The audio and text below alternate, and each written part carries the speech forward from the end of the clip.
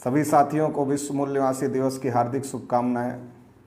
साथियों, जैसा कि आप सभी लोग जानते हैं, राष्ट्रीय पिछड़ा वर्ग मोर्चा के माध्यम से पिछड़े वर्ग सहित तमाम एससी, एसटी, ओबीसी और माइनॉरिटीज के मुद्दों को लेकर लगातार संघर्ष किया जा रहा है और पिछले दिनों में हम लोगों ने चरणबद्ध आंदोलन और भारत बंद भी करने का काम किया था।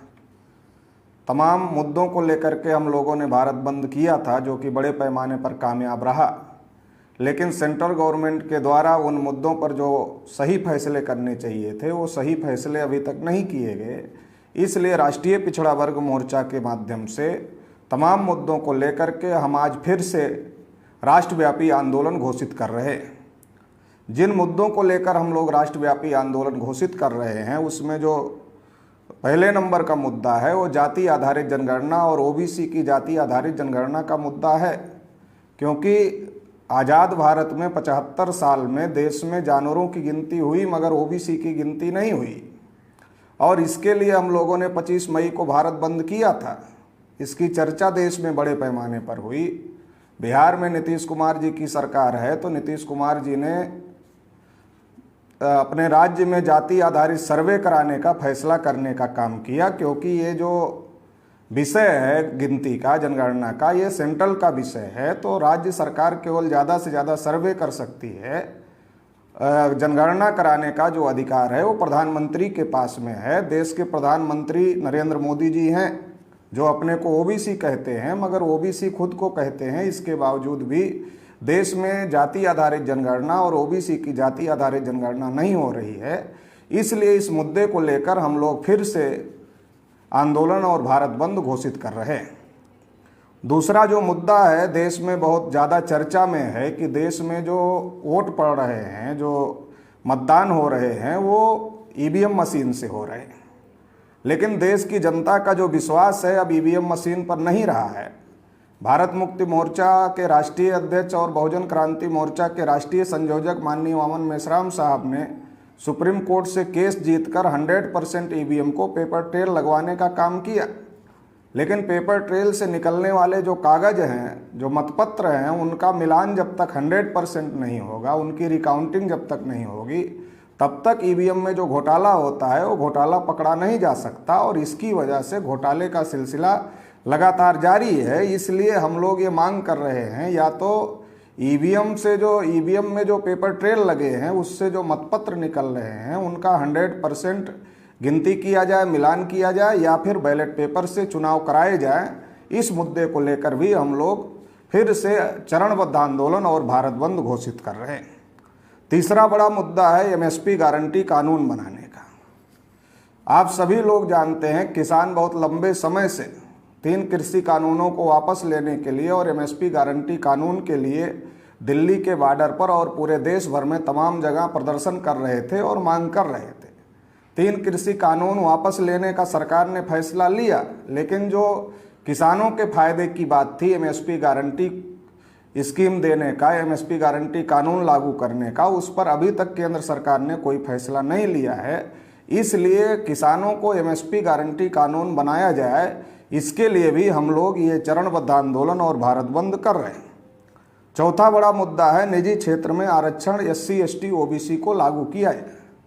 क्योंकि नरेंद्र मोदी जी जब से देश के प्रधानमंत्री बने, पहले उन्होंने ये कहा था कि देश नहीं बिकने दूंगा, लेकिन प्रधानमंत्री बनने के बाद लगातार सारे डिपार्टमेंट, सारे गवर्नमेंट और पब्लिक सेक्टर की चीज़ें वो पूंजीपतियों को देने का काम, और ख़ास तौर से अडानी और अंबानी को देने का काम कर रहे हैं। निजी क्षेत्र को गवर्नमेंट के द्वारा बहुत ज़्यादा बढ़ावा दिया जा रहा है। तो इसलिए निजी क्षेत्र को बढ़ावा देने की वजह से और गवर्नमेंट सेक्टर और पब्लिक अंडरटेकिंग सेक्टर खत्म होने की वजह से एससी, एसटी, ओबीसी का जो रिजर्वेशन है वो खतरे में पड़ गया है और वो ख़त्म हो रहा है। इसलिए राष्ट्रीय पिछड़ा वर्ग मोर्चा के माध्यम से हम लोग इस बात के लिए भी आंदोलन कर रहे हैं कि निजी क्षेत्र में भी एससी, एसटी, ओबीसी को संख्या के अनुपात में रिजर्वेशन दिया जाए।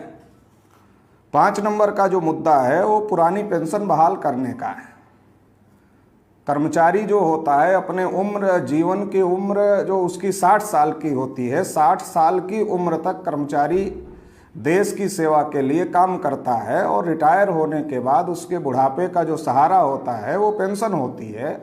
केंद्र सरकार के द्वारा और राज्य सरकारों के द्वारा कर्मचारियों का पेंशन बंद कर दिया गया, जो कि बहुत ज़्यादा गलत है। इसलिए जो पुरानी पेंशन स्कीम है वो दोबारा से लागू किया जाए, इसके लिए हम लोग यह आंदोलन आज घोषित कर रहे हैं।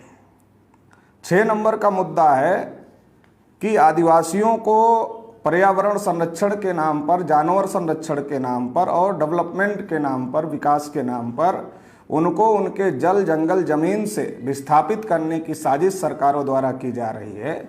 इसका भी हम लोग विरोध करते हैं और इसको रोकने के लिए भी हम लोग ये आंदोलन आज घोषित कर रहे हैं। 7 नंबर का हमारा मुद्दा है एनआरसी, सीए और एनपीआर के विरोध में। क्योंकि देश में जब एनआरसी का मुद्दा आया, सीए का मुद्दा आया, तो देश भर में आरएसएस, बीजेपी के द्वारा ये बात प्रचारित की गई कि ये मुद्दा केवल मुस्लिमों के विरोध में है। लेकिन जब आसाम के आंकड़े निकाले गए तो आसाम के आंकड़ों से ये बात पता चला कि 19 लाख लोगों में से 14 लाख से ज़्यादा लोग SC, ST, OBC के एनआरसी में बाहर किए गए। तो इसके आधार पर यह बात प्रमाणित हो गई कि एनआरसी से केवल मुसलमानों का ही नुकसान नहीं है, बल्कि तमाम इस देश के जो SC, ST, OBC और माइनॉरिटी के लोग हैं उन सभी को नुकसान है। तो इसलिए हम लोग एनआरसी और सीए का विरोध कर रहे हैं और इसके विरोध में भी हम लोग ये आंदोलन घोषित कर रहे हैं। 8 नंबर का मुद्दा है श्रम कानूनों के विरोध में।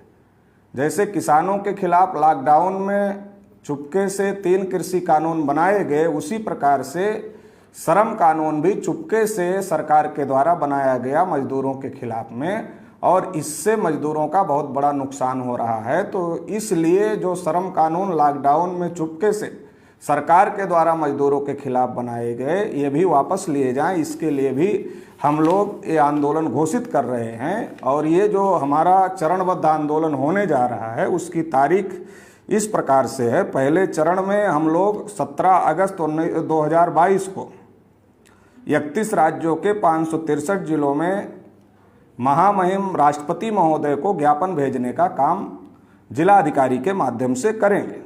दूसरे चरण में 6 सितंबर 2022 को 31 राज्यों के 563 जिलों में राष्ट्रव्यापी धरना प्रदर्शन किया जाएगा और राष्ट्रव्यापी धरना प्रदर्शन करके महामहिम राष्ट्रपति महोदय को जिलाधिकारी के माध्यम से ज्ञापन प्रेषित किया जाएगा।